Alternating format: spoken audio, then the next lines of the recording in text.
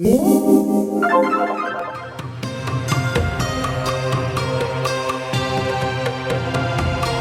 it's the first high school of its kind in the world. The partnership between the Chinese and here an American, and definitely a Michigan school.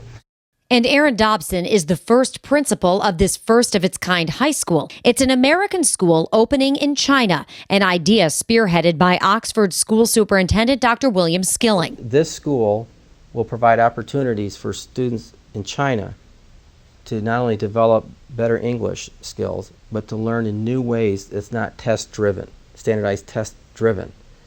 We will create the conditions by which they learn to be members of a team, which is a foreign concept in China classrooms.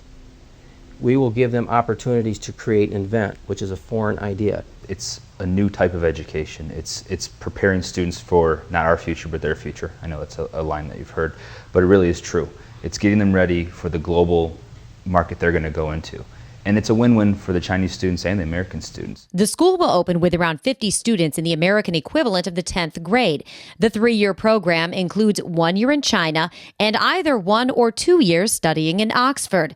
And they'll earn diplomas both in China and in Michigan through Oxford schools, something Skilling says will be a driving force for the program's growth. They'll end up coming here to finish up their education because the purpose of going to our school is they want to attend American University. Okay. That's the ultimate goal. Sure.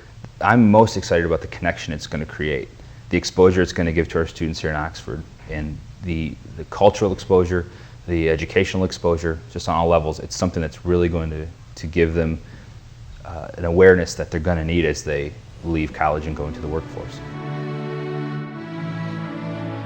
And the high school is just the start for Oxford's physical presence in China. In 2012, working on creating 2 new schools, and those will be K-12 schools. And one of those will be in Harbin, China, which is further north, which is up by Russia, and one will be at the southern end of China in Xiamen, which is one of the largest port cities in the world. Skilling also says the International High School is part of a 3-pronged approach to make the globe its campus. The other 2 prongs also involve China. September of 2012, I'll be providing 20 scholarships every year for students to study in China for a year. Okay, at no cost to their parents or to them. We bring students from China here. That starts this fall too. So we have students enrolling right now. We're taking a 360 approach to creating this model global school, creating cultural fluency for our students, creating opportunities for them to develop their world language to a deeper level. Money for much of this progress will come from the $30,000 tuition charged to Chinese students who attend the International Residence School in Oxford. And Skilling predicts this revenue will eventually lead to financial independence for the district. When I talk about being self-sufficient, I'm talking to the point where we are not at the whims of the state government and how they fund us. Okay? We still would receive funding from the state, but I want to get to the point where it doesn't matter.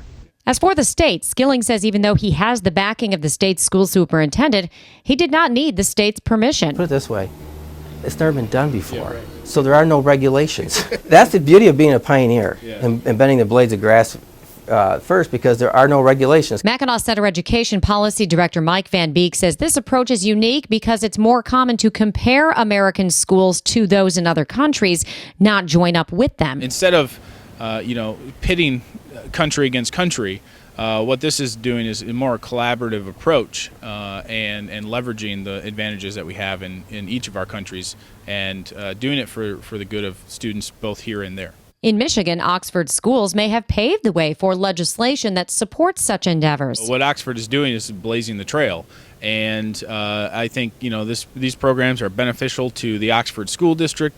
They're beneficial to the Chinese students who sign on to them and who choose to participate. And so I think policy, if it does anything, it should only encourage this kind of behavior and make it clear that school districts have the ability to do these kinds of innovative and new programs. I know it'll be successful. That's not even a concern. I have no doubt it'll succeed. And also on a social, educational, economic, all those levels, I really think it's going to create a strong bond.